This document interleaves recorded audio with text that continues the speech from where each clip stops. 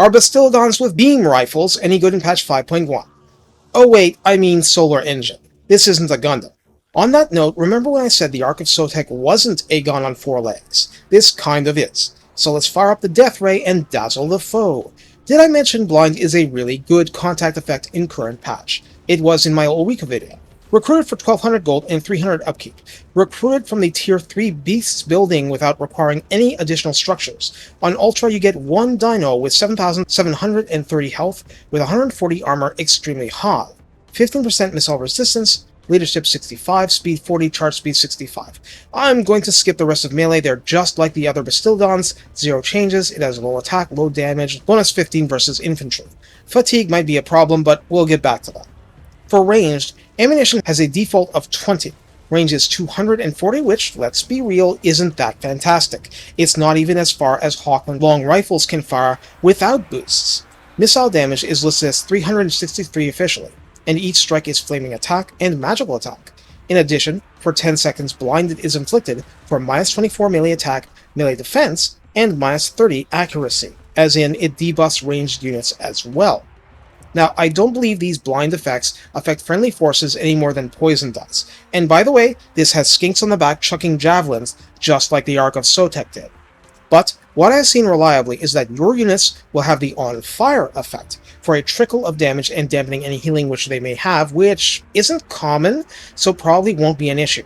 Lizardmen units have high hit points on average, so this is a minimal hindrance, and I've used this unit to pelt Hell Pit abominations, and make them easier for my heroes and Carnosaurs to duel. And yeah, it works. So let's keep that in mind going forward.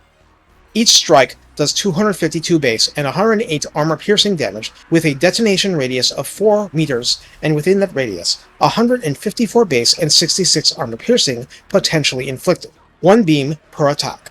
Reload time is 16, total accuracy is given as 40, so double normal. Calibration distance is 200, so most of its range. Calibration area is given as 3, so given the nature of the unit, it's reasonably accurate without being laser pinpoint. Of course, juking targets will throw things off. Penetration cap size is large, so trolls and so on, but maximum targets penned past the first is 2 only, and at the end of the penetration is the explosion previously described. The unit is a siege attacker, is immune to flanking nowadays, causes fear and terror, has the predatory fighter buff under half health, and the solar engine passive skill reduces fatigue buildup by 1% per second for all friendly units within a 55-meter bubble around it. I actually didn't realize that until just this video because I hadn't used them that much. That's kind of a big deal because I don't think Lord skills usually deal with fatigue like with some other factions. Note, it specifies Lizardmen units, so your peasant long spearmen on loan from Zhao are not affected. So, redline skills. Of course, it's Beast the Driver, granting plus 6 melee attack, plus 12% weapon strength, and here it actually matters. We also get plus 8% missile strength at 3 pips. Epicentrist still grants rank 7 dinos plus 10 armor, raising that to a ridiculous 150. Leadership plus 5, and charge bonus plus 10 flat, up to 46 in this case.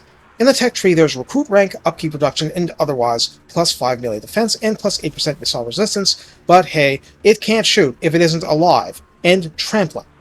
So how do we use the solar engines?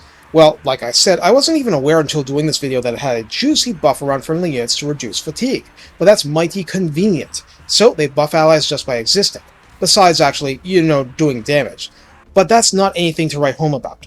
They do a massive debuff on enemy forces, softening them up for your side or at least making their ranged game less accurate and therefore less deadly.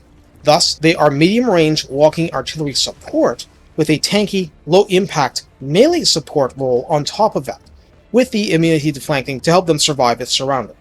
The main impediment to getting them, aside from, not having the building, is that they take 2 turns to recruit and cost a lot more than the Pharaoh versions, and a bit more than the Ark of Sotek versions, bringing poison and AoE mortis effects on a bound skill with a cooldown and unlimited uses. Also, nothing I described increases the ammunition. 20 shots for the main weapon and you are done.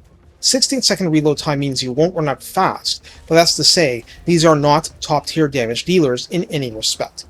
Thus, in accepting these limitations, we understand they are in some senses luxuries, but they do bring something important to the table. Whatever they lose in terms of physical damage against cities and towers, and yes, that tilt toward base damage makes them worth a lot less against a steam tank or a land ship than the Hell Pit Abomination example that had 50 armor. They make up for it in the sheer power of the debuffs, and combining magical and flaming attack makes them hell on ethereal units and tree spirits, the latter being buffed into the stratosphere in the current patch.